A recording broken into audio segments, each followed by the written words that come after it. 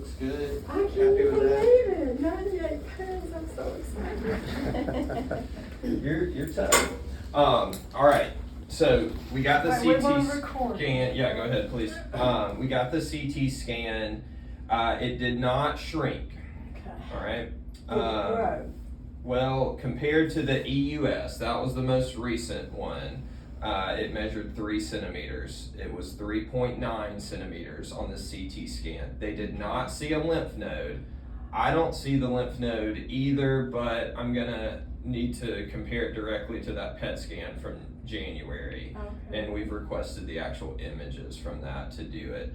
So what does that mean? Well, it could be a good thing if there's not a lymph node there. It could be that you're a surgical candidate. I'm going to talk with Dr. Heslin once we see those PET scan images and make sure there wasn't a lymph node there anymore. If there wasn't, surgery may be on the table for you.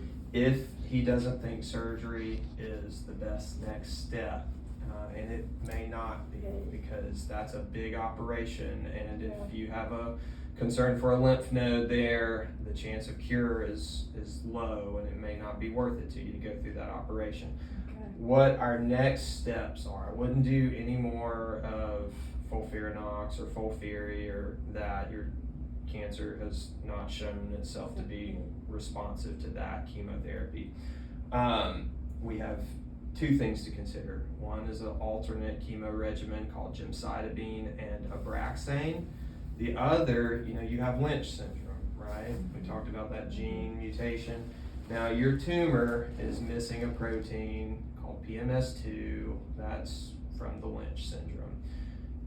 You can use immunotherapy in pancreatic cancer in patients who have what's called microsatellite instability. That goes along with Lynch syndrome a lot of times. Yours was not microsatellite unstable, but it was missing that PMS2 protein still. I can see if your insurance would approve immunotherapy to try. There's not any studies or anything like that that would suggest that it is. It's kind of something that we could use off-label, because I think it probably has just as good of a chance as helping you as the other chemotherapy regimen I mentioned. When we have pancreas cancer of any type, particularly the one you have, the adenosquamous subtype, and it's resistant to one chemotherapy, there's a very good chance that it is resistant to all other chemotherapies too. So while that's certainly a viable option for us, if we have other options, even without a lot of data to support it, I would be just as excited about trying that as kind of standard of care chemotherapy. So let's review the imaging. We'll see if surgery is an option, and if not, I would favor trying the immunotherapy if we can get it approved. Okay. Can you explain the process of the immunotherapy? It's an IV treatment, just like the chemotherapy. It helps the immune system to recognize cancer and kill it.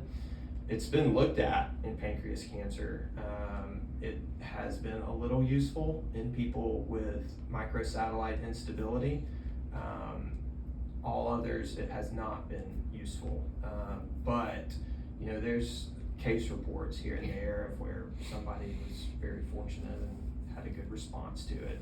So I think realistically, the cancer probably wouldn't respond well to the gemcitabine and Abraxane chemotherapy, or at least it wouldn't for very long. And if we have a window where we could try something else that has the potential at least for more durable responses, even if the chance is low, I think you would be just as well off trying it. The good news is you're feeling good. Yes. Your liver numbers look fine, your weight's good. It's just a tough cancer in a bad spot. I don't know if I can talk. So, what does this mean for me? If surgery's an option, then we go for that. If surgery's not an option, we can't cure it with any other modalities. If it doesn't respond to either of these kind of two options that we talked about, I would not recommend radiation therapy. Sometimes that can be used in pancreas cancer, but that is very poorly tolerated, and there's really not any convincing evidence that it helps you live longer. It can be used for discomfort and pain in the area, but I would not approach it with the intent to help you live longer, or try to even cure the cancer or something like that. I wouldn't do that unless it was for discomfort. So if surgery is not an option, the average survival for pancreas cancer we talked about before, I think, right? About 9 months. That's from the time of diagnosis with unresectable or metastatic pancreas cancer. Has it spread any place else? We don't see that any metastases have happened.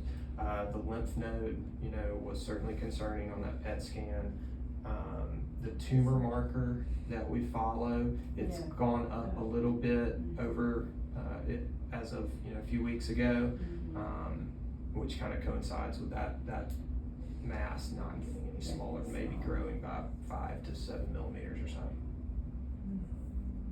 So from 9 months from November? That would be the average, but you're not having really any major symptoms from your cancer, which most pancreas cancer patients do have some symptoms from it, by this point. So we could be hopeful that you are above the average for that.